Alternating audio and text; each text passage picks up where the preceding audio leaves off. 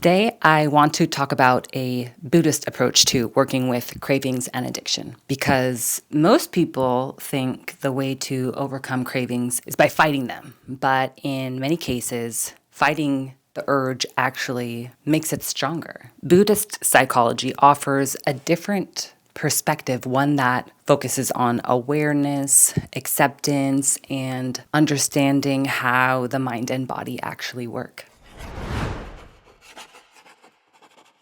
In Buddhist teachings, there's a concept called attachment. Attachment doesn't mean necessarily love or connection. In this context, it refers to the mind's habit of clinging to something because it promises relief or comfort. And addiction works in a very similar way. The brain learns that a substance or behavior can change how we feel. Maybe it reduces stress, numbs pain, or generates temporary pleasure. And over time, the mind starts believing that it needs this thing in order to feel okay. And that is attachment. One important thing to understand is that cravings are not just thoughts. They're sensations in the body. An urge might show up as a tightness in the chest, an agitation in the stomach, a feeling of restlessness in the nervous system, or tension in the jaw or shoulders or itchy palms. And when these sensations appear, the brain oftentimes just quickly looks for relief. And if a certain behavior has worked before,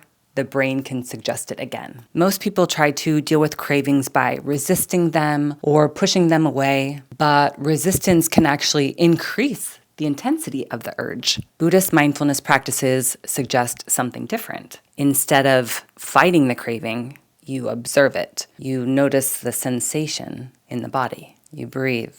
You watch what happens. One of the things people discover when they start practicing mindfulness is that cravings behave like waves. They rise, they peak, and eventually they pass. But if we react immediately, end up binging or whatever, we actually never see that full cycle. When we pause and observe, we begin to realize that cravings are temporary experiences moving through the mind and body. And they're not permanent, and they're not commands that we have to follow. Acceptance plays an important role here. Acceptance doesn't mean giving in to the craving. It simply means acknowledging what's happening inside you without immediately trying to escape it. And interestingly, when we stop fighting internal experiences, the nervous system often begins to settle. Mindfulness becomes a way of regulating the body rather than overriding it. Recovery from addiction is not just about removing